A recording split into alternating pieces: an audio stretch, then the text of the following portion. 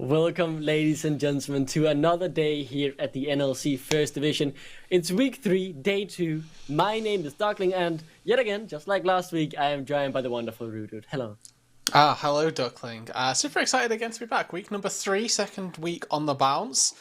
We come off the back of some very good games, and the standings looking a lot more defined than when we last left them. Yeah, there was a surprise and some expected results yesterday, but I am very excited to see how today plays out, because if we do take a look at the schedule, we have some great games coming up. 4 games as always. When it is an NLC game day, we will be starting off with Ruddy against Verdant, which will be a banger for sure. And then Nord will see if they can continue their undefeated streak against Vernier, who picked up their second win yesterday, while Ruddy Esports will be taking on Domino Esports. And then lastly but not least, we will see if Natives can be able to pick up their first win, or if Unique will get their second win on the board. Yeah, and of course, that first matchup actually is our match of the day. But, Duckling, I've got some very good news. We're coming back to the match of the day. We can get to that later on. I've got some very good news for you. And this is good news for everybody, in fact, because you are the inaugural contestant on the Ruddy Royale. We're actually going to be playing a bit of a game with you here today, Duckling, and chat at home. Please feel free to join on in. Today's week number 1 game show, we're going to be playing a game called Beat the List. I've got 3 questions with a set amount of answers. I'm going to be asking Duckling these questions and seeing quite how many on my list he can beat. I'm going to set him a goal. I'm not going to tell him how many are on the list, because he will. I don't want to give him the false sense of security, but I'm going to set him a goal, and I'm going to see if he can get there. So we've got 3 questions. I'm going to start with question number 1, and this one plays right into your wheelhouse, Duckling. Do you understand the rules, first of all? I have to mention as many players possible that I can on the list, or people. I don't know if it is players. As many answers. Let's just say answers. Yeah. Okay. I think round number 1 will make this a lot more obvious, and then the people at home will obviously be able to get out of it. Because I want your. Okay. So what I'm going to do is I'm going to ask you the question. I then want you to say how many you think you can name, and then we'll see how you do. Okay? Okay. Let's do it. Okay. Question number 1. How many people in the current starters for all of the teams in NLC are returning from summer 2022? So they don't have to have been in Division 1, they can have been in Division 2 or even Division 3 as well. Oh, no, that makes it a lot Division 3 players. That makes it. But how many returning NLC competitors do you think you can name? They are currently in our elite league. Yeah, I mean, we have 40 players in the league, right?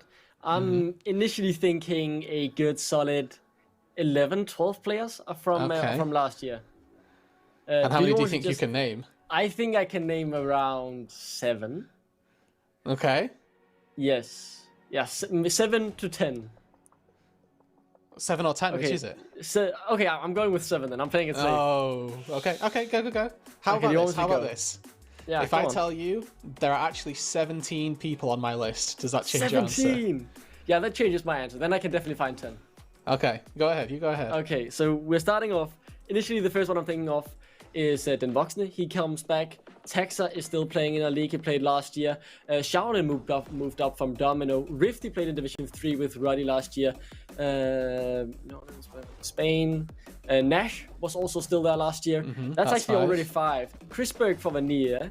The support Touch was playing for Verdant. Or did he play in summer actually? I know he played for them. No, he played for Lightside in spring 2022. I think he played for them in the summer as well, so I'm gonna say Touch. And now it's starting to get hard. No Fury was also there. Kasing, that is 9 if I am counting correctly. And now it's starting to get hard. Now I have to really remember. Who else do we have left? Did Nilet play in that ecosystem? I know Kevo is still. Kevo did. He played last year. Are you taking Kevo? So that's Kevo. I'm taking Kevo. That is 10. Do you want to go more? I don't know if I can remember anymore though. I think I'm about to reach my limit. Who else? Do you feel like I'm missing anyone obvious? Just give me like 5 seconds to think this through. Oh yeah, there's. I think there's. Erol, of course. Yeah, I was gonna say you've been hyping I can't up. forget that guy. So you managed to make 11, which is good because you actually got one of them wrong. Oh, was it Touch? No, actually, I was surprised about this as well. I checked Shaolin's Leaguepedia page, and actually Shaolin didn't play in Division 2 in summer. No way. I thought he was safe. They played with a different mid laner. So you did get 10, but you did get one wrong as well. Okay. So I'll give it to you. You did indeed beat the list for question number 1, but hopefully that gives a good understanding to the people at home as well at quite what the general goal is. And now we're going to get into a little bit more fine answers, I suppose. These are a bit more specific. And question number 2 is going to go into the NLC meta that we've seen so far this split. Not the meta. I don't know about the meta. Yes, I told you you'd hate this one. Okay, question number 2. Yeah. Which champions do you think you can name with over 70% pick ban presence? 70%. So that's fairly reasonable. I don't know if I can even mention one. The first one I'm thinking of. No, I mean, let's just say 3? 3. Okay, and now what if I told you there were 9 champions on this list? 9 champions on that list. I mean, I don't think I can mention that many. Let's take it up with 4 and then be bold. 4. All right. Yeah. Go for your 4 champions. Yumi, of course, right? She has to be on the list. Okay. Sari's been pretty meta at the moment as well. Okay. Kasante's strong, but he hasn't been meta in the NLC. So I'm not putting him on my list. Okay. And that's the problem, because then I'm starting to run dry of options. I don't think we've seen a lot of Maokai either in the NLC. Okay. And then who? I mean, maybe Victor. He's been played quite a bit. So is that 3? Because you said you weren't doing Maokai. I'm going with Victor. So that's 3 with those guys. Okay. And then I have one more. But who could that be? Who's one of the most played champions that we have in our league at the moment? I'm really, really struggling for this. Why would you choose the meta? I don't know about the meta. Well, I know the basics, but... Rise, maybe. No, Rise isn't being played in the NLC. Is there like an AD carry that's being played a lot? Saya is being played a bit. Sivir, maybe. Sivir. I'm going with Sivir. Okay, so you've given me Yumi, Sivir, Zeri, and Victor. Only one of those is actually correct. 3 of them are wrong. No way. 3 of them are wrong. The correct one was Zeri. You could have had, and I'll list you the 9 champions that have had 70% pick ban presence. Yeah. Jax. Okay, sad you missed that one. You mentioned Maokai, but he was actually on the list. No way. Wukong. And then Sejuani and Vi, the power trade. Mm-hmm. And then Fiora, Ashe, and Varus that just completely escaped you. Wait, man. I'm so bad at this. I got one. All of those. Now, just fire me, man. We're going to go back to a bit more player-centric, but this one, again, we may still struggle. So far, you've beat one list, and you failed on another. And I got lenient with the first list as well. Question number 3, the decider as to whether or not you actually end up winning, is how many players in the NLC currently do you think you could name with over a 10 KDA? Over a 10 KDA?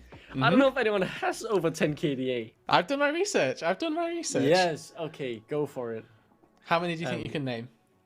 Can you tell me how many are on the list? No, you have to think how many you can name first. I really do not know. Let's say 3. 3. Now, what if I told you there was 8 people on this list? Does 8 people have over 10 KDA? Yeah. Yes, I think I can do with 3 then. I'll give it a just 3. All right. Yeah, dude. I'm gonna push you to 4. I'm taking host's executive decision because I think if you put some thought into this, you can figure this one out quite easily. You have 4 players to name. Yeah, I think obviously we're instantly looking at Nord, right? I would also be looking to Riddle because I know they had not the perfect game, but they didn't die in the game we casted off them last week. I'm instantly thinking, wow. I remember his Jax getting a lot of big 4-man counter strikes, which to me, leads to a lot of assist. I think Woolite is gonna go on my list because Woolite has been pretty consistent in getting kills, assist, and not dying a lot. So I think he should be over 10 KDA. Fury has been going quite far forward, so I'm not gonna go with him. I think Johan has been really good, and I could definitely see him having it as well. And then I would maybe look to Banderas as well. Okay. Or should I go? Should I change that maybe actually? You know what? We're gonna go with Banderas. Go with Banderas. Okay, you gave me 4 people. Yes. Wow, Woolite, Johan, and Banderas. You got 3 out of 4. Banderas actually didn't make it in. So you do not beat the list. Is it Akabane? Akabane is indeed on the list. You could have had. I knew that. Oh. In order of highest KDA to lowest, you could have had Reptile, who starts at not Reptile, excuse me. Woolite starts at the top, 35 KDA at the minute for Woolite. 35. Then Reptile, the AD carry on the flip side. We've got Fire Rain, Kasing, Kiba, Johan, Akabane, and Wow. All 8 of those could have been chosen. So guys, pretty much all players on Nord and Riddle. Yeah, it is Nord or Riddle for unbelievable. those. That's why I thought you could. What did you start thinking? Like we could have got there for. Yeah. So it was Fury and Banderas. And Banderas, the only 2 not on the list. Mm-hmm. You did well with Fury. I thought the mid lane would catch you out, but you managed to swerve that one. Banderas caught me out there. And then you walked into the top lane bullet for some reason, so that's fine. Oh. But congratulations, Duckling. You have beat one of my lists, not beaten all 3. I'll take that. Be sure to come back next week when I'm sure you'll be the next competitor for a different set of games. But 1 for 3 so far is not a bad score. We'll see if others can do better. Yeah, that was the Rude Royale. The Rude Royale, even though I had no one to fight against except for my own. You will do in future. In the future, we'll just get some guy. You'll hire someone to run into my room and to start beating me up while we're on there. I mean, if you want to, if I think it would be good content. Regardless, though, let's take it more back to the NLC as well, and our guys coming to break into my room. Regardless, we are now moving on to breaking down the match of the day. It is Ruddy going up against Verdant. I am very much looking forward to this. Our first game of the day. But, Rude, I will let you start off. What interests you most about this matchup? Okay. This is going to be a fairly... I think the boring answer is to say it's our AD carries.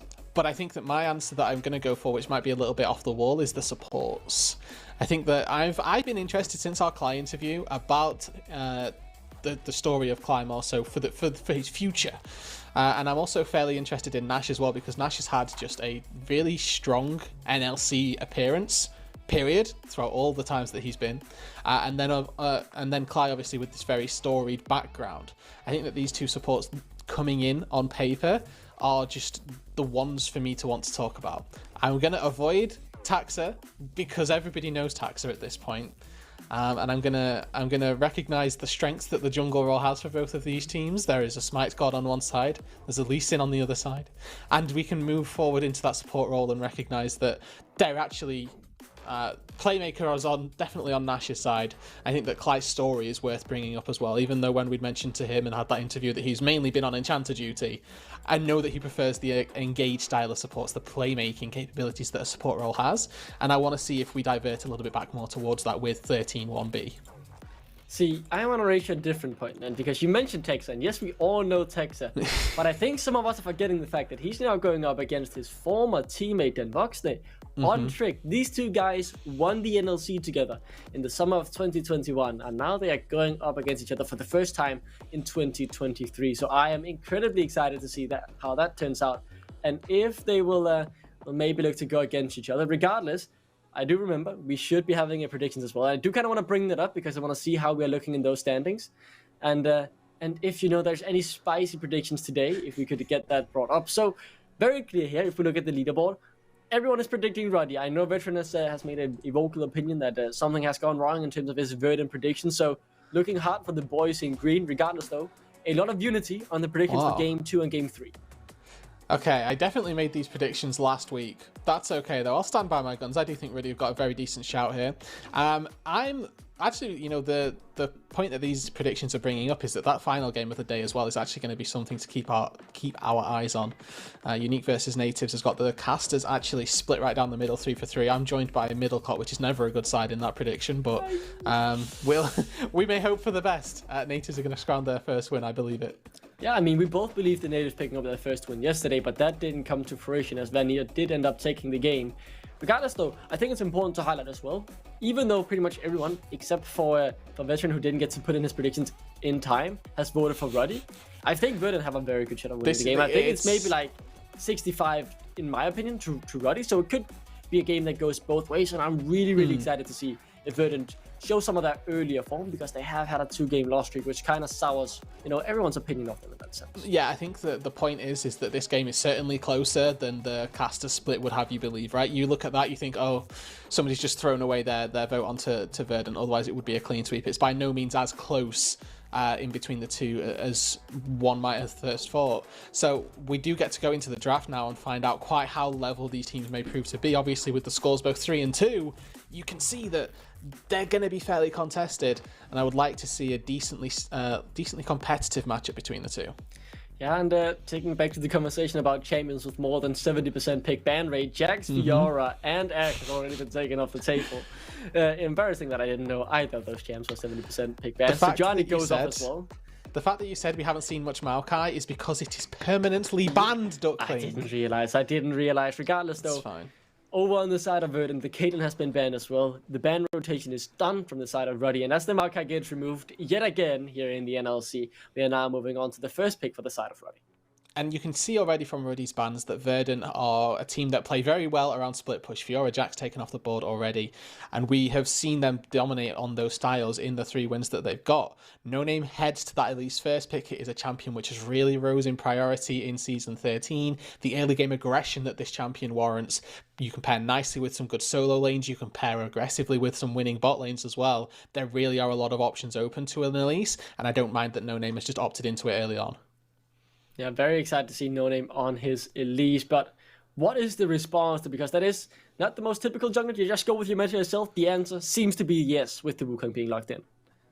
Yeah, Sejuani Maokai off the table. You could have gone for the Vi, doesn't particularly matter. Now we get to see where the bot line priority lies for Verdant, whether they're going to opt into an Enchanter or if they want to go for something along the lines of a Varus. It is that strong AD carry down in the bot side that pairs well with a lot of the supports. Instead, they opt to go a different way. Cly back on Lulu. Obviously, a chance that this is a flex pick. We have seen a couple of Enchanters move into those solo lanes, but the expectation is that Cly is going to be the one piloting the Lulu. Yeah, you talked about it, right? He has been put in Enchanter duty. Maybe when we reach the latter weeks of the split, he'll get to play the Braum, he'll get to play the Nautilus or whatever he really wants to. As we're now looking over to maybe the bot lane here from Ruddy, as it is the Varus that is being hovered. And it will be locked in the end, so then Voxne gets the run to that role. Obviously, I will be open for the opportunity of it, you know, throwing it mid lane, getting that AP Varus out there, but with the Elise already being locked in, I would suspect it to be a typical on-head Varus in the bot lane. That's a shame as well, because I love AP Varus. I think it's just the best way to deal with tanks. It's so funny watching the 6k HP tanks get one-shot by ulti Q. Never mind, though, with Den Voxne pulling out the Varus, there's the option of either Lethality or Poke, and either one of them really going to have it their place. Cassante locked in on that top side. It's Rifty taking the notion of a boring laning phase. We have actually seen some Cassantes find solo kills. My mind's harkened back to Cassante versus Gwen matchups that have actually been a little bit more spicy than we'd have first anticipated in the NLC. So this champion does obviously have its dueling power. Everybody knows at this point that Cassante is very powerful. And there we go. Verdant, they recognize it. They match with the Gwen, champion that can definitely punish the Cassante for not necessarily a weak laning phase in any capacity, but can scale equally into that late game. I mean, you sound intrigued by the matchup, as you say. It is a good match for the Gwen, but it sounds like something the Cassante does have a chance of actually outplaying, as that means now the top laners and junglers are both locked in. Verdant have locked in the support, so they will be looking to trim out that pool as the Nautilus get removed, while on the side of Ruddy, the AD carry pool, very likely to be trimmed with now the Sivir gone as well. Yeah, and I like that Lulu has been the open of the bot lane that they're going to take. There are a lot more AD carries that you can traditionally pair with a Lulu than there are supports that you could traditionally, let's say, pair with the Varus. They're opting into engage supports, so to make sure that their laning phase is as comfortable as possible. We may just end up seeing a Yuumi trade. Actually, this is taking 1B. Yuumi's dead. Never mind, I take that back. We may well just see... you know, I'm interested. It could just be Karma, I think, as that bot lane pairing, and then that's a really difficult bot for Verdant to play into, even with the Lulu. But they have a lot of options in terms of AD carries. At worst case scenario, I'm just thinking Jinx, Aphelios both still exist, so you've got a hyper carry somewhere in the chamber, surely. I mean, there's always a hyper carry available, as it is Verdant who decided to remove the Rakan. Something that makes a lot of sense if you got to watch Nash play just last week, as he had a masterful performance on it. Now though, Ruddy looking to still trim out that AD carry pool with Sarah now being removed. AD carry likely being locked in here from the side of Verdant. And they get that counter pick for mid lane. So far though, Verdant with a very aggressive composition on that top side. Wukong, Gwen both want to go diving into the back line, make this Varus's life a bit of a misery, more so than anything else, and give a difficult time to Den Voxne. You mentioned there's always a hyper carry here, Duckling, and there we go. Locked on in, it's the Xayah, a bit more of a disengage option. Means that the laning phase is going to be a little easier once you reach that level 6 marker. Featherstorm ready and available, call that out, get out of a Cocoon, get out of a Cassante engage, get out of a Chain of Corruption. There are a lot of strong engage tools that can be denied with the Kevo pick. Yeah, I 100% agree with that. And it's now on to Ruddy to really show all their cards here. Top lane, or not top lane, mid lane and support rather needs to be locked in, and that's the Jace. Nice. So that's a Jace mid lane. Is this in the meta? Have I missed something? Yeah. Few Jace mids have started cropping up. I've seen a couple in CBLOL, a couple in NLC, or in LCS and LEC, excuse me. So this champion's certainly making a resurgence. Pairs nicely once again with the Elise. You've got that mixed damage type between the mid-jungle duo. Bot lane pairing to finish out for Ruddy now. And a little bit of a detraction from what we see typically from the looks with Caitlyn. Band wasn't expecting this champion to get rolled in, but pairs nicely with the Varus. You can both go Comet, both press E from a lane and a half away, and there's nothing much particularly the Desire can do about that. So a lot of poke coming out of this bot side, and it pairs well with the composition they've already picked up. If this is going to be a lethality Varus, then it's a lot of poke from far away between the light binding. If somebody gets hit by it, you've got accelerated shock blast, piercing arrow, a cocoon as well. There's a whole load of CC that somebody's going to need to, a whole load of skill shots that somebody's going to need to dodge out on. Does mean that Ruddy's composition is a little lacking in the DPS department though. Assuming that then Botany goes for this lethality build, I'll be interested to see if he switches that up, recognizing that his team is very cooldown oriented at the minute. Looking at that, it seems to me that Verdant aren't that tanky, so I mean the poke is definitely something that looks to be likely to stick, regardless though it is the Azir last pick if you guys missed it for A-roll in the mid lane. So how do you feel about this draft? I'm seeing a lot of range, not a lot of clear engage tools from either side really. No, there are actually definitely engage tools actually for Verdant. If you're looking at Taxa, you're looking at Nila, you can find some good flanks. I know that Wukongs have won games on their own with a late game knock up onto the right target. Ruddy are going to have to play a very strong game around objectives, using their macro setup and making sure that they can't get flanked. Ruddy's actually going to have a bit of a job, I think, that watching him and marking out the enemy top laner or jungler, depending on the situation, is going to be really important, because if a Gwen gets free access to a Jason of Varus, they're really not going to like that akin with the Wukong. That's something that they're going to have to be fearful for. And if that full 5v5 does come through, I really favour Verdant when there's an engage that's happened. Ruddy are going to have to play with their range, play with the cooldowns that they have, and keep themselves at a distance, because if they can't do that, they're going to get engaged on and they're going to get DPS checked. So that's something we will keep our eyes on. The 5v5s, and how does Verdant choose the fights, and how does Ruddy try to avoid them and play around their macro, as you say. That is definitely something we'll be looking forward to as we move into the later stages. But if we talk more about, the early game, you mentioned a lot of the poke in the bot lane. Is there anything Verdant can do about that? Dodge. And that's not necessarily the easiest way to go about it, obviously, right? It's going to be a bit of a hands check to see if they can get out of certain skill shots, right? I think that Hail of Arrows, the Varus E, is just one of the most obnoxious skill shots in the game, because it's so difficult to actually miss if you're in range. And the same thing with Lucent Singularity from Lux. If there's double Comet, it's just not winnable. Ooh, I'm excited to see how this turns out. Match of the day to kick off the second day here in game week number 3 for the NLC. Both teams on 3-2, so getting this win here is really important to separate you from the chasing pack of Unique, Vanir, and just move yourself towards that top 4 spot and get that step closer playing with the big boys in Nord and Riddle. Yeah, because regardless, at some point, one of those teams are going to lose a game. That's determined next week. The first matchup for next week is obviously that what we expect to be 6-0 big match. But at some point they're going to start losing, or one of them is going to start losing, and they have to lose a game. So you want to be just one game behind them to put yourself up and pressure the position that you have on them more so than anything else. And like you say, separate yourself from the chasing pack. Top 4 go to playoffs, and at the minute these two teams do fall inside our top 4, but they obviously want to have that breathing distance, that oopsie game to be relied on if they need it. And I want to mention as well, top 2 go straight into the winner bracket, or the Goliath match. So they will be playing each other directly in the semifinals. So getting top 2 is super important as well. If you can keep yourself in that conversation by getting a top 2 spot, you might be able to snatch it away. As you say, when Red or Nord will eventually start dropping a couple of games, you might be able to sneak yourselves up there, at the very least early on, secure the top 4, which is very, very important. Remember, again, a lot has changed since 2022. We no longer have 3 EMEA Masters spots now. That has also changed. So getting the top 2 will really increase your chance as well of going to the EMEA Masters. And you can already see on the spot side quite how difficult this lane can be. Kevo already half HP from probably just a round of skill shots from Nash and Denvoxney with the Hail of Blades as well. If this Varus ever gets in range of the Xayah, that's an automatically losing trade. I want to keep your eyes on the junglers though, Duckling. No Name went for a 3-camp clear on the bot side.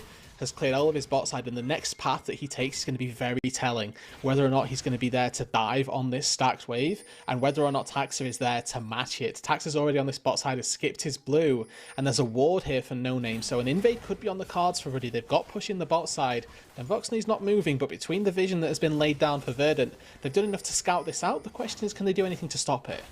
Oh, Cocoon connects, but onto the clone as it is No Name. Looking to steal away that blue. Taxa simply gives it up. His bot lane has to contest that bot wave that Denvoxney has pushed in. Good poke from him, collecting the minions and getting that extra bit of chip damage.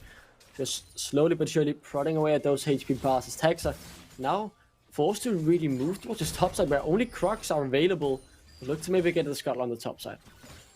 Should be able to get that as a bit of recompense. There's a chance that he goes for an invade onto the top side jungle, but you can already see No Name is staking his intent to defend the top side and not just defend the jungle, but the crab as well. These don't spawn till 3:30, remember, in Season 13, so the timing for Taxa is a little bit askew for him to be able to take that one away. Despite a mid lane push, a bit of presence from No Name wins out for Ruddy, and once again, securing the power of this early game, at least making sure that Taxa is feeling the pressure. Nash is up here as well. Doesn't quite connect on the binding though, but Ruddy really feels free on the map at the moment, as that control of the bot lane allowed Nash to rotate, and Boxner has already got his first reset through. No Name able to secure that top side Scuttle as well, so Tags are really only left with the breadcrumbs here in terms of the jungle clears.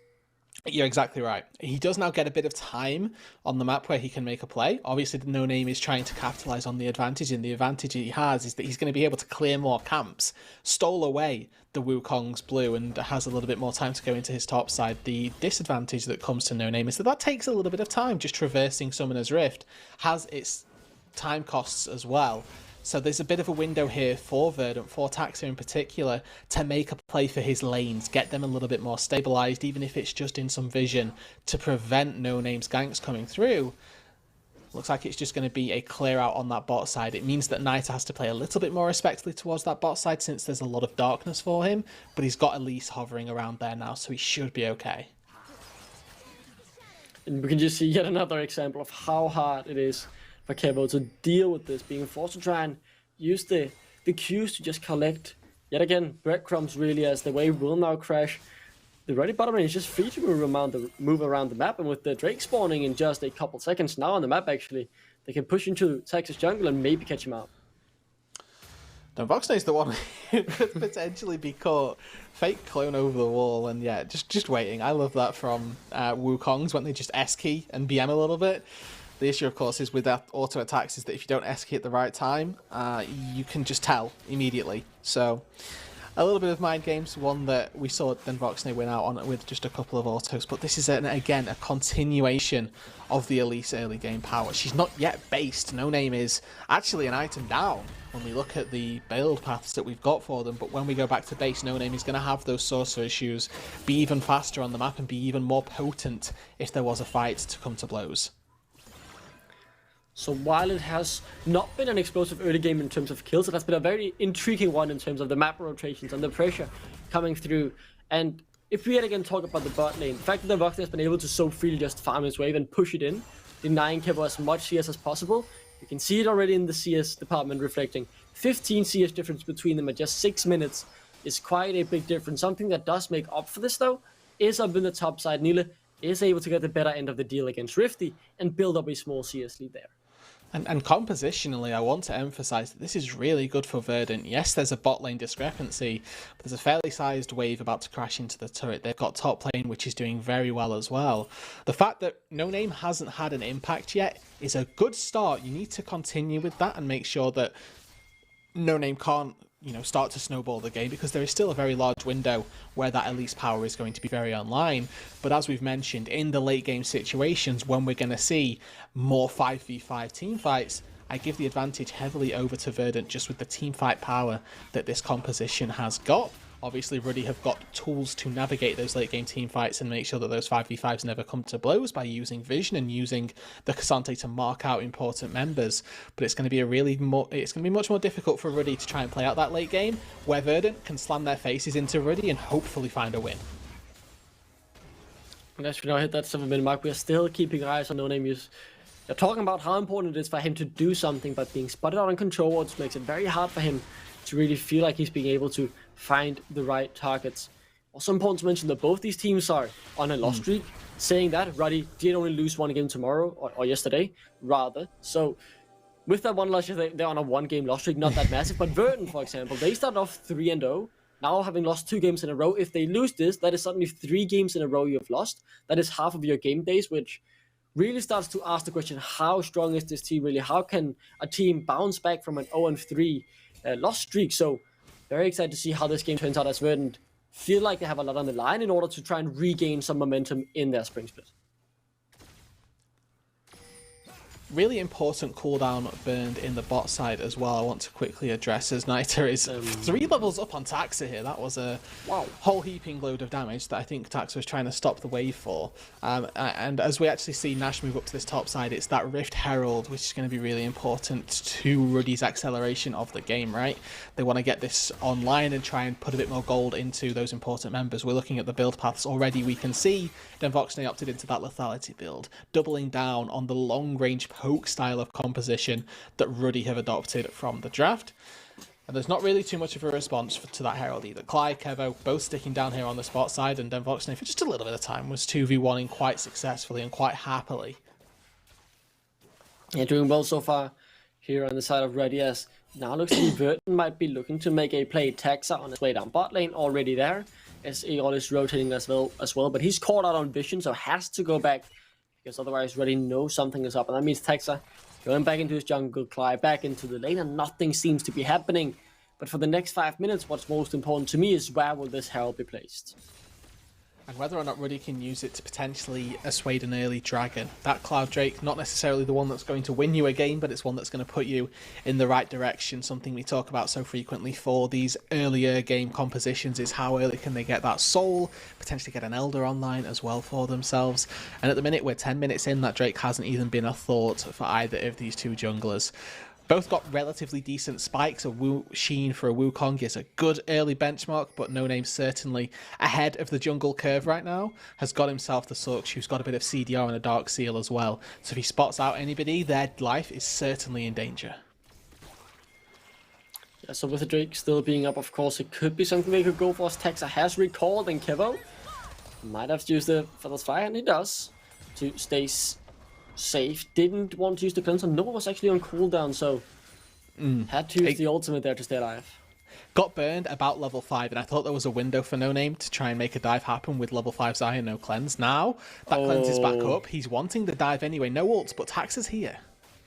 Yeah, so we'll be a 4v3. Eol no TP, so can join in on the turret. Good poke on Kevo. Shield already popped. Now Taxa down to half as well. Very hard for Verdant to imagine this being a winning fight, as Niter takes a fantastic trade in the mid lane as well. This is just clean and controlled, not risking anything, but still slowly but surely accruing a bigger and bigger lead on the side. Yeah, and there's no vision in the bot side river for Verdant either, so Errol takes that really bad trade because he doesn't actually know where Niter is. Wants to try and move to respond to a dive, but the dive's never actually happening. Niter's already back in the mid lane. Now the Herald gets spawned. Ruddy are going to take all 5 plates down on this bot side. They've still got 3 minutes to go, and they will probably quite happily seed this dragon. They're more than happy to probably take a base here, send Denvoxney up to the top side because there are 5 plates on that turret. You can see Rifty's already looking to recall as well. He's going to probably catch one more wave, go back to base, head towards bot lane. Quite happy to be on the weak side island that we anticipate from a Cassante and just put more gold into that Varus. And as the eye just closed on Shelly before it managed to charge, Kevo unable to stop that. So good turret damage on the tier 2 already down towards that bot lane. And as you said, rightly, Denvoxney will be rotating up to the top lane now, as No Name does catch out Taxa. Good damage on the Elise combo, but not enough to one-shot as Taxa cyclones and tries to dance his way out of it. Sped up by Client will be able to go out to safety, as we are about to reach that 12-minute mark without a first blood, but it is already a 3k goal lead build up by the side of Ruddy. They're doing a very good job at, and they have been from level 3 onwards, right? as far from the invade into the jungle to steal the blue. That type of mentality, that type of aggressive play hasn't stopped from Ruddy. They've reached double eclipse on their solo lanes. They are so strong right now relative to their counterparts. There's no Immortal Shield bow finished. There is no finished Luden's Echo for Earl. So right now is the time for Ruddy to do whatever they please. They've got those big mythic hits, and they can continue to build up a lead for Denvoxne. Nita has done it independently in that mid lane. Level 10 to level 9, 15 CS lead, item advantage as well. Already plates going over to Ruddy, and to Denvoxne specifically, who is getting a large portion of the Ruddy resources. And you're highlighting it wonderfully, right? Because Ruddy are playing around that bot lane now. And as we can see that just yet again, as No Name is moving on towards a potential dive, but Feather Storm, Cleanse, and Flash available. Wild Growth as well will be very hard for Ruddy to execute this perfectly. Good damage, forcing a lot of the summoners already, or the Cleanse and the Wild Growth to keep Kevo safe. I take my... I mean, it's just... That's two. They've still got 5 more disengage tools or anti-kill me tools between Featherstorm, Kevo Flash, Cly Heal. That's a good start. But you're going to have to do a little bit more, Ruddy, to make those plays happen. Both ultis expended as well. It does actually reprieve a little bit of the pressure for Verdant. Now we can see Taxa as well making a bit of an effort on the bot side to claim something back for his team. This is a sort of selfish way to play these couple of moments because he can't do anything anywhere else. He has no other choice, Taxa, than to take these chickens. He can't go for a bot lane for a dive. You're not killing a Cassante as two no mythic topside champions, right? So it's a really difficult task for Taxa to go about. He does the best of this bad situation. Could have argued that Drake might have been useful, but I think that he's valuing the gold over the potential Drake. Rifty pulls Nila underneath the turret to get a bit of poke out. Ghost popped, as Taxa could be in trouble as well. Doesn't get flanked back, that's the clone, so No Name won't be able to follow up. Both of them are out. No one wants to really overextend, but they're making moves as Kevo and Cly is moving down here as well. Same for Aaron. So switch back once those plates had fallen. Quick extra spend for Nita for Denvoxne. Not particularly big spikes hit, whereas we now see Kevo, Earl. They finished the Ludens, they finished the Immortal Shield bow, and now they're the ones that might potentially feel emboldened to head toward the dragon. Nile has TP, Rifty doesn't, but Nita is on that top side also without teleport. There is a potential for a numbers advantage for Verdant down here. Instead, they're not going to go for it, decide that it's not worth their time and that they could potentially end up losing out on something much greater. And Rude, while we are still holding our breath for that first blood to come through, I want to go back to the point you made about Nida being able to build up a lead by himself, because that is what I personally, as we might actually get the first blood here on Rifty, no, not quite, as you said, very tanky, that Cassante, as Nida back in the day in the Danish scene, how I remembered him before he left was this very powerful control mage who was able to just build leads by himself all the time by playing the lane that little bit better, because if we look at Erol, it's not like he's behind in CS in that regard. He's almost at 10 CS a minute. It's just that Nida is playing the lane so fantastically well that he's able to build up these small lead constantly, pick the right trades, deny a single wave, get that more than 10 CS a minute without any jungle resources.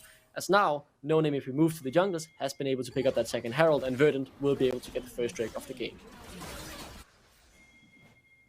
Ruddy, if they're going to win this game, it's not going to be with a soul, or it's going to be a very long ways away, if that is the outcome.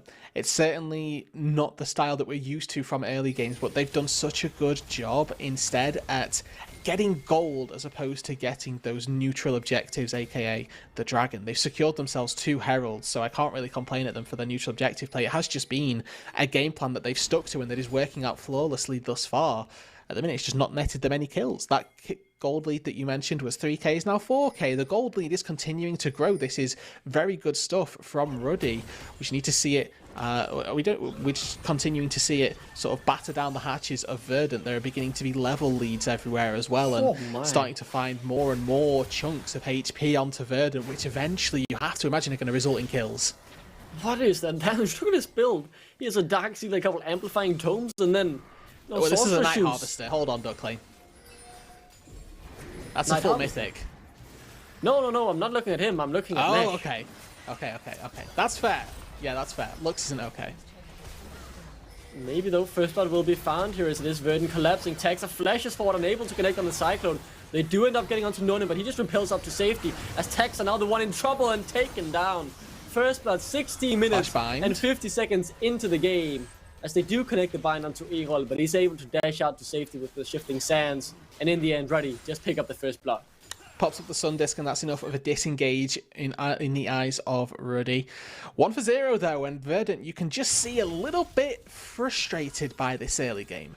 They've spent so long being at the mercy of Ruddy, and at this Elise in particular, wherever we're seeing No Name go, we're seeing advantages accrued. And the time that, you know, Verdant feel like, okay, we've got our item spikes, we can potentially take a fight on an overextended team, they stepped that a bit too far forward. Chain of Corruption, the king of disengage for AD carries, Root tacks it in place and finds a fairly simple trade back. And with that, the goalie just simply continues to expand. 5k is the goalie now. It is mainly on the 2 carries. If you could take a look at the goalie, actually, I'm interested to see how far ahead they are of their counterparts. And yes, 2,500 in that AD carry position. About 1,000 gold in the mid lane if we are being a little bit nice here for Nida. And as you say, then the rest of the goalie mainly is in that jungle segment. As there is one place where it is Verdant with the lead, and that is on the top side, where Nila has been able to build up a nice CS lead and build himself up a 600 gold lead over his counterpart. And if we recall how Verdant have been winning their games, remember it is through this split push through Nile in a side lane, doing wonders for the squad and then drawing pressure, drawing people to the side. But right now Rifty has stood stalwart in his defence of whichever lane he's been a part of, really hasn't been moved that much. 500 gold is not an insurmountable lead, and it's certainly not enough to make us think, wow, Verdant have a genuine win condition if they were to group Nile and make sure that he can, you know, play well with the rest of the squad. It's something that you can see just by how the game has played out. Ruddy have played to their strong side of the map, and unfortunately Verdant have spent their time trying to mitigate those losses as opposed to playing to their own wins. So, Ruddy, I want to zoom out now and talk a little bit more about how does Verdant get back into the game, because you mentioned the team fights. We're almost getting to the Baron point, right? We're getting to that as Nila finds himself in a 1v3, will have to dash out to safety, but able to walk out with the Ghost. But how does Verdant come back now? Because as you say, Ruddy are playing so well to their win condition. How do Verdant force a team fight? Honestly, I don't know that they want to force the team fights, right? All of the compositional analysis I made earlier about, okay, Verdant probably win late game team fights, that's assuming even footing. Ruddy have got such a strong lead at this point that I don't even think a full 5v5 with the compositional differences would matter. It's a little difficult for Verdant right now because they just kind of have to wait and hope that Ruddy don't end the game. The proactive plays that they can be looking for are trying to set up picks when defending vision, and you're relying on Ruddy to potentially send Nash in alone to make that play. Thus far, Ruddy haven't given that opportunity, and Verdant certainly haven't found it, where No Name is, you know, clearing a camp while Nash is clearing out vision, for example, and Verdant are ready with a couple of people sprung, because that 200-300 gold injection is about the best that they can reasonably hope for with the state that this game's in. It's a pretty dire state to say the least. Luckily though, for the side of Verdant, they do have some good scaling tools. I think that is fair to say, so they do have something they could rely on, but if that will be enough, it's hard to say. Eyes though on Ruddy in my opinion at the moment. I'm excited to see if they can continue to build this goalie, play to their win condition, and as they catch out Nila denying his side lane opportunity, forcing a TP in from Erol as well, it's a very good sign that this positive trend is continuing for Ruddy. And again, just the slightest miscommunications there from Verdant. Erol burns the teleport the second that Nile burns his Hallowed Mist to be safe, right? As soon as that light binding goes out, there's no chase down potential anymore for Ruddy. So that TP probably not even needed. But it's a resource expend at the chance to save your teammate, and obviously they want to make sure that the leads from Ruddy really aren't growing in any way. They've evened up the Drakes now, and we are going to have that Hex Tech Rift, so it's really, really important for Verdant to not let this soul go over, because that is the most overpowered soul for poke compositions. Oh, Kebo forced into the Feather Storm as Texa was looking for the flank, but now spotted out on the wall with Baron now on the map. We can maybe see Ruddy move there, but I don't know if they want to flip it considering Texas recent record, so we'll likely try and make very sure that he cannot get into the pit if they do start it up. And for Ruddy, right, that Baron is something that they can kind of dance around a little bit. I don't think it's something that they'll be happy to hard commit to, but if they can, you know, look for just a good poke and turn, they've got enough pick tools to make Verdant need to face check. If they can set up around with vision in this top side, I think that closing out around this Baron is actually going to be fairly easy for them. Play these 2 lanes and potentially even play a third if you've got teleport on Rifty. Send him down to that bot side, have Niter in the top lane, and then just use the roaming squad, Denvox, Name, Nash, No Name. Clear out mid lane, move into top side jungle. Clear out mid lane, move into that top side. And whenever Verdant come knocking to see if you're on that Baron, throw a bind at them, throw a cocoon at them, catch them out, and make them pay. And if we are wondering, when does Ruddy feel strong enough to maybe try and go for an objective or force a fight? Well, soon might be the answer, because Niter has just gotten his mana immune upgraded into that mirror mana, and just a couple more mana stacks, then Voxens will upgrade as well. The 2 main damage sources hitting a very strong 2-item spike, and as we can see, the poke is certainly sticking to Verdant's HP bars. Wow. You can see Kevo opting into this Immortal Shield Bow has recognised the power of this poke composition. The thing that is sort of king against poke is lifesteal. Has opted into this Immortal Shield Bow, not because it's going to be, you know, super strong when dealing with the 5v5 and doing damage. More so because if he gets poked out before an objective, he can go to a camp, go to a wave, fully sustain back up, and then be okay. And now the mana immunes have been fully upgraded.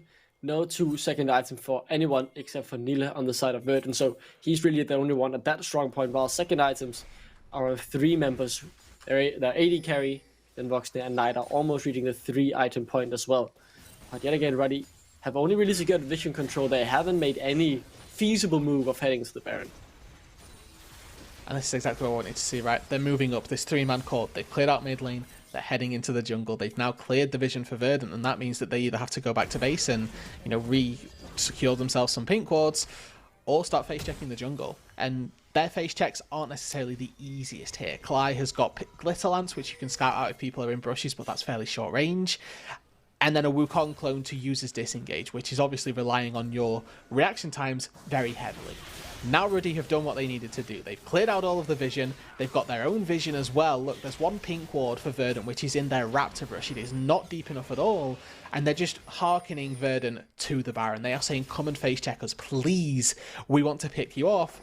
And quite rightly, they're backing away because recognizing that they don't have a 5v5. Storm use can still available, but that poke that is a volatile Spiderling. Disturbing. Yeah, very, very strong Spiderling. As the top laners have also moved into the mid lane to help with the threat of a potential fight. Kevo forced to recall again. Clyde wants to do the same thing as the Baron is still on the cards, but it is very clear that Ruddy has no interest in taking anything close to a 50-50 as long as Texas is on the map. I agree. That's the one way to start throwing this game back into Verdant's favour. It's the one way that also slows down your game by 6 minutes. Even if Verdant, you know, steal away the Baron by some chance and are allowed access to the pit, you're at such a position where you're just delaying your game by 6 minutes. I think that they've made the right choice here. Going back to base, they pick up Yomu's Ghostblade now for Denvoxney, who's obviously now 3 items working towards a 4th. And now you can just rinse and repeat. It may not be the most flashy League of Legends, but it's the one that's going to get results. They've got all 5 members up on this top side, playing through mid lane, playing through top lane, and going to have a decent time of things through that top side jungle, forcing Verdant to fear every brush they check. A very slow day to kick off here the day.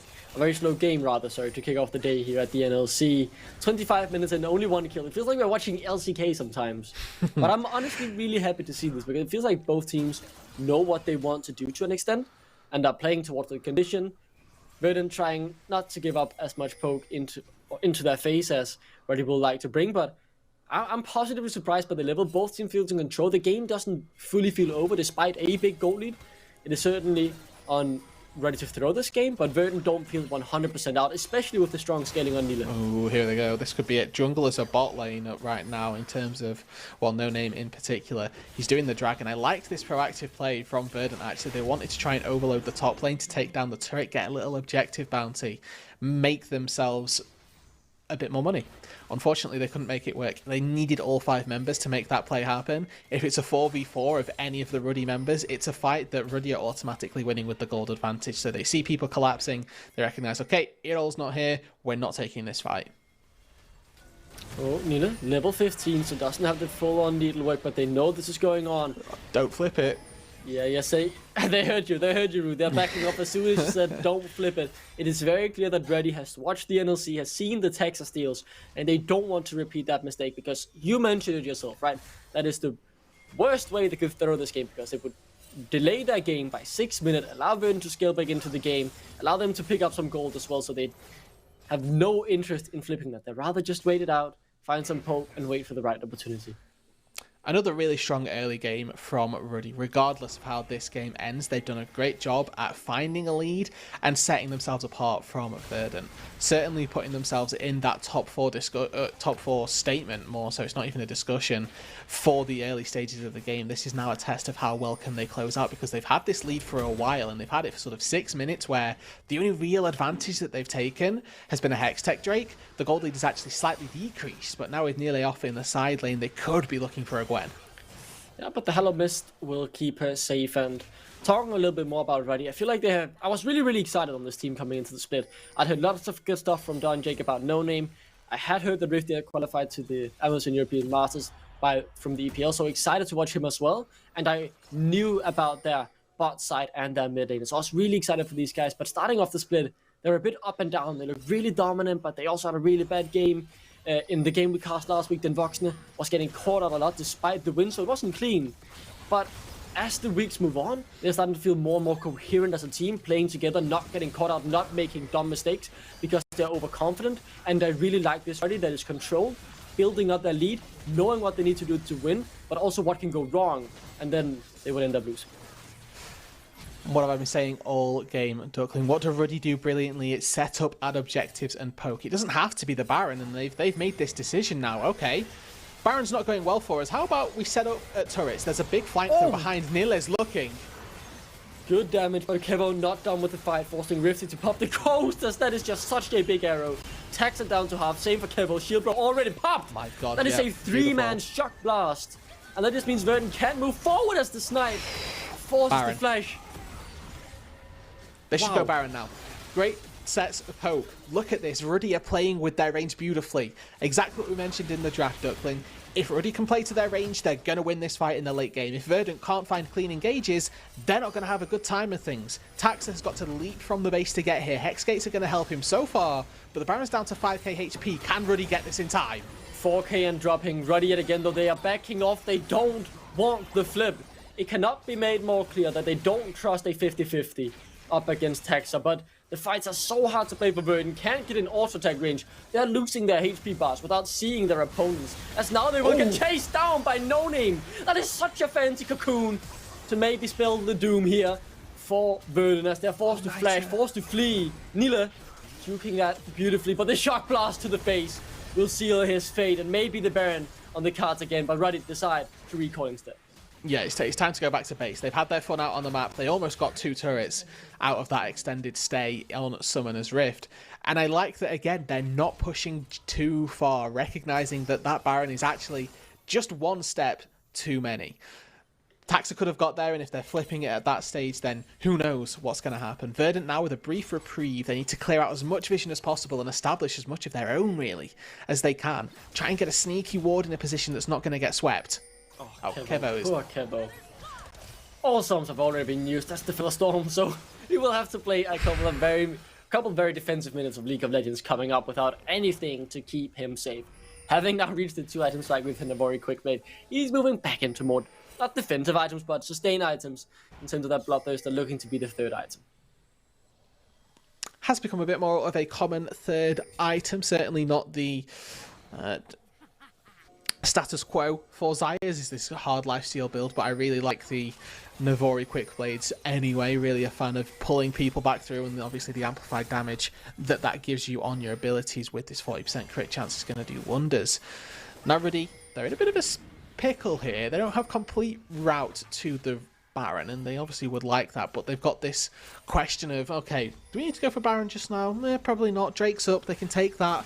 Just keep playing this game a little slowly, because they've already demonstrated to us that they can actually play at range. The second that they stop doing that is the second it gets difficult, because something that we haven't particularly addressed is that Irol has now sort of turned it up.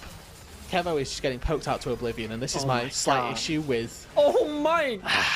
Shield Bow Ruddy versus poke compositions. Gale Force, I mean, he would have died to one extra skill shot, but Gale Force there helps you out. It's so gross. They're so good at this poke comp. And I wanted to ask you the question. Are Verdant so far behind that even if they find the right fight, they lose? Or can they still bring it back? Well, I think that they're going to need Kevo alive in order to take the 5v5, but you've got to keep your eyes on Earl. He's level 18, 3 items on the Azir. Cocoon connects, Cly low, and that's just so much damage. Good needlework though from Nila to stop any further engage. Pings on the Baron though, Taxa. Full HP, but no Cyclonus. Erol, level 18. He's been farming all game, more than 10 CS a minute, 3 items. If there's anyone who has the damage to find something, it is him. It's all on the mid laner right now for Verdant because Kevo is nowhere near up to scratch to meet the demands that Den Voxney is going to put down, that Ruddy are going to put down in any capacity, really. This is a 3-item Azir, not necessarily the greatest, but is enough at the minute with level 18 to make a splash. We're already seeing strong damage onto Den Voxney, and Nila has actually made another TP play. They have found None, but he jumps out with the repel. And Kevo just yet again being exploded. No dashes, no way out. That's something that could buy a bit more time, but he falls in the end as Taxa now forced to retreat as well. And in that direst moment, it is Erol who now needs to step up. The rookie in the sea of veterans, and he split off from the team, looking for the engage with the shuffle. Trying just to find his own way out as his teammates falls around him, but Rifty will chase him down. Erol does no damage to someone as tanky as Rifty, as Taxa will try to dance around, but it is simply his last dance as he tries to speed away to safety, but he's running the wrong way. Will connect on the portal, and he will stay alive, but the Baron now started up by Ruddy. It's just been a bit of a ticking time bomb, unfortunately, for Verdant. Every time they try and make a play, Ruddy respond with a better one. Taxa not even going for the steal this time, has stolen away red, but Nita doing such a good job. That's what we knew Ruddy would do. They needed to do a good job around this Baron, and they have that. It has taken pretty much a 10-minute extended Baron dance, but they finally got that buff, and now blows this lead into a 12k gold lead. And even though Verdant have scaled up, it is hard to imagine them coming back from this. You're not wrong, Duckling. I think this is all going to come down to the next dragon, because that's where we're really going to see, either... oh, the box is dead. I think he got hit by 2 skill shots, Duckling. Probably. I think that was it. Oh, that shock... Tax is almost gone by just that one shock blast. It is so gross as Erol with 2 abilities down to half already. Nila trying to do something up against No Name, and yes, he does something, but he simply does not do enough as the needlework does good damage. He's down to half, but the Hello Mist on cooldown. He will be slowed up. Can juke though, as the shock blast connects, and that will seal his fate. The binding doesn't connect, but it really doesn't matter. There's so many skill shots. One of them will land eventually, as the members of Ruddy have already really don't care. They're pushing in the mid and the bot lane. Yeah, I mean, they've got the Baron now, right? They need to start breaking open the base, and with this much of a gold lead, they really want to start ending the game, really. This is not a lead with which you're supposed to, just get a little bit extra of an advantage. This is, okay, can we end the game now? Type status. Rifty just Baroning up mid lane, forcing somebody to answer them. And you can already see first inhibitor down. I would be surprised if they don't manage to claim 2, even 3 would be my expectations. I'm really hoping for them to be in a position where the game is over come this next fight. They've got a dragon spawning in a minute, so likelihood is they just see out this Baron timer, wait for the Baron to wear off, and then if they've not ended the game by then, they can fall back to a soul and fall back to just having the most obnoxious composition with a Hextech soul. And the thing is, while Erol has a lot of range and does do good damage on the squishy targets, he doesn't have a long enough range to deal with the shock blast, deal with the arrow. As Taxa looking for a flank, but he's very clearly unable to find one as he's forced to flee. 8-0, they haven't given up a single kill this game. They haven't given up a turn. It is almost a perfect game, but they have given up that single Drake. So close to perfection, unless Verdant have something to say about it at their last stand here at their base. Here comes Nila. Flank angle achieved. Can they get in, though? Yeah, they do get it onto Rift. They get him pretty low, but not quite low enough to be killed. He is very tanky, remember, as they very quickly turn it back on Kevo, force him to jump into the Feather Storm, and there goes Nila. The flank didn't work out, and now Verdant on the run yet again. TP's in, all 3 inhibs broken open. This is Verdant's last stand, and it won't last long.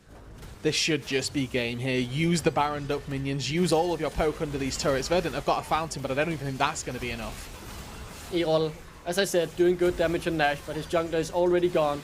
As he's even just trying to clear the minions, he goes in for the shuffle. It's the last thing he could try and do, but he gets instantly cocooned and taken down by Voxne. 11 kills, 0 kills given up. Only a Drake stops Ruddy from getting a perfect game against Verdant. What a way to set yourself apart, hey Duckling. They were both 3-2 coming into this one, but there are no doubts which of these teams deserved the win here today. 13-0, a 16k gold lead come the close of play. That was meticulous from Ruddy. We said it was slow, it was patient, and that was all it needed to be. They got their leads and they got their advantages when they found the fights. They looked darn good doing it. I want to say fair play there to the side of Ruddy. They played that game phenomenally. They knew exactly what they needed to do to win the game, and they played to their win condition. When we watched them against natives last week, they had these big individual outplays, but when it came to closing out the game, they got caught out a few too many times. They lost a couple too many kills, and just within a week, they looked this clean against an on paper better team. I am really impressed by that development, and it was absolutely beautiful how they played that game. I'm so impressed. As you should be. I mean, for Verdant, there's a lot of things for them then to look at and go, oh, we could have done X, Y, and Z better. We shouldn't have given them this. And I think that my main takeaway is that Ruddy actually played with the Elise really well. You saw that, like, that early game when we're saying, oh, Elise is too powerful. I think that played into the mindset a little bit of Verdant potentially. I know we can't fight now, there's an Elise there, and that led to them potentially just giving over more and more than they could have done. You've got to always find that fine balance of what you can and can't get away with. So I think they tried to get away with something that they, maybe shouldn't have been allowed to, Ruddy, and they got away with it just fine. Managed to find themselves, like we've said, this perfect game in a really strong performance to put themselves now at 4-2. Eventually going to be, in a matchup where they're contesting for that top 2, as you mentioned. Duckling is really important to them as well because they want to be in that juggernaut match. Exactly. And Rude, that moves me on to my next question. Who was the MVP of this very slow and methodical and clean game from Ruddy? This is going to be more of a broader macro one, but I think No Name gets it just because of his movements in the early game. Really set the pace for the duration of this match. I think that him pairing up, and this could also go, just as easily down the other way. I think that, excuse me, Nash had a really strong performance, and with him pairing up with No Name, that's like the dual-edged sword. I think whoever's shot calling this game deserves the win or deserves the MVP, but I just don't know who that is. I mean, I agree with you. This was an exceptionally clean game. No one already died. The fact that they only gave up a single Drake, they didn't even lose a turret. They were so close to that perfect game. And obviously, we'll ask more about that when we do get to the interviews. But before we do that, we will have one with Verdant. And I'm very excited to talk to them because 3 wins to start off the split. The wins weren't perfectly clean, did require quite a few Texas steals to pull through, but they were looking pretty strong. Now, 3 losses on the bounce. I want to talk about how they get back into this, but we will talk with Erol, the mid laner of Verdant, about that. And welcome to the show. Good to see you. Hey, what's up, guys? I mean, first of all, commiserations, because that game looked very hard to play and very annoying with all the poke. It seemed impossible for you guys to get in. When did you think the game went out of control? Because if you guys look at it, you almost got perfect game. Yeah, I mean, it's a rough week and we have to work on a lot of stuff. I don't feel like the wins we have gotten has been deserved at all. So there's a lot to work on, and yeah, the combo is really hard to play. Nida played lane really well, and with jungler like hovering towards bot all the time, so they always thread and dive. So yeah, I mean, it's a rough week, but I mean, everyone has their own problems, right? So we are gonna try to fix that and bounce back next. And it's certainly, you've shown that you guys can win games, and even if they are off a little bit of individuality, there's certainly some spark in the Verdant camp all the same. I want to ask a little bit about, you specifically here, playing on this Azir. What is it like playing into that Jace melee range matchup through the laning phase? I know Nida specifically putting up quite the test for you. How did you feel going into the match today? And to be honest, Jace hasn't been meta for that much in mid, so I don't know the matchup that well and how it should go. I've played it in the scrims a little bit, it went both ways, right? But I'm still like trying to figure out like what's best, and yeah. Okay. So. This one maybe a bit more broad then, because you had, and this is a little bit more lighthearted, a very good set of CS right there. What is the secret to the Chobi farming that we saw from you today? Because you had like over 11 CS at the end of the game. Well, yeah, I mean, we didn't. I mean, it was pretty hard to make plays, so trying to farm up and block the Baron was kind of what we had to do at the end, and just look for a flank. But yeah, like when it comes to those flanks, if people have flashes up, it's if they win the fight on the flash, then the game is over, right? So if they have sums, it's pretty hard, yeah. So yeah. Yeah, and Egon, just one last question here. I want to talk about how you are feeling about being in the NLC Division now, right? Because you've played in Telia Esports Denmark, you've played in NLC Division 2. Now you've finally made the step up, and at the moment, it definitely seems like you belong at this level in NLC Division 1. But how has it been for you adapting to this new environment? I mean, it's been hard. Like, there's more things you have to focus on, because like in the lower divisions, people were just really bad that you really didn't have to do anything. But now you actually get punished if you don't do the things you're supposed to do. So that's my answer, I guess. I mean, very interesting. I'm excited to see how you develop in the future. I can let you know, Errol. I'm very, very sold on you. I can't wait to see how far you will go. And commiserations on the 3 loss. I hope you guys are able to turn it around sooner rather than later, as I will like to see as many games from your team. Thank you so much for joining us after a very, very tough loss, I think it's fair to say. And best of luck, Errol. That's what it is. Take care, guys. Bye. Thank you. And with that, it is back to you and me, Rude. Before we do have a winner's interview, and it's with Ruddy. And after last week, and after I saw Don Jake's interview yesterday, I think anything can happen. I'm keeping my eyes open, ears open as well, and I just can't wait to see what happens, to be honest, whenever we have that interview I'm ready. looking for the backdrop. Backdrop checks for Don Jake have been goated, so let's bring him in, shall we, I think? Yeah, let's bring him in. Let's bring in the big man. There's no way. Hello, man. How you doing? I'm doing well, thank you. Yeah, thank you. So, do you want to introduce yourself? Yeah, introduce yourself. That information is confidential, unfortunately. I see. Okay, never mind then. Well, do you want to tell us a little bit how you felt about sort of your position in the organization and how you've managed yourself, the team, to get this win today? I mean, I think we played very well as a team. I think Nita played very well. Verdant is a good team, but I feel like Ruddy is just better. I mean, plain and simple. I understand that. I want to talk to you, as the real Ruddy owner. You've built this organization from the ground up, all by yourself. How many hours have you had to work a week to build up this very big organization now? It was quite a lot of hours. Took a lot of work from all of them to get the relationship with all the players and I just wanted to say to Ruddy that we've got more plates than your mum's kitchen. You roasted your kitchen. This isn't even my kitchen, bro. These are the spare plates. I mean, that's cool. These are the spare plates, though. That's all right, though. I respect it. I respect the hustle. I mean, I love the real Ruddy owner. I'm at a loss for words almost, but I want to spend my time wisely with you now that I'm sitting here with the real Ruddy owner. And I want to ask you, you mentioned something about player relations. Has, your good connection in the esports world helped you be able to get so many strong players onto your organization?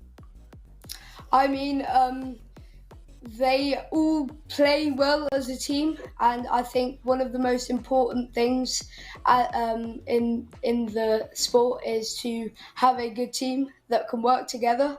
And once you've got that, you've got one of the best teams in the sport. Communication is key. Not wrong. Very real. Yeah, that's really, really good. Thank you so much, the real Ruddy owner. Congratulations on your win. I hope you go out and celebrate as you deserve after such a good game and such a good week. So get your Capri Suns out, whip out the party, and have a good day. Yes, you too. Thank you. So humble in acceptance. What a legend. I was not prepared for that, of all things. I can't believe it. Yeah, I mean, I love Ruddy. I think what you've got to do is always expect the unexpected, you know? Go in. If you think that it's going to be Don Jake, think again. Like, Don Jake will either put on so many characters or will simply put in the real Ruddy owner.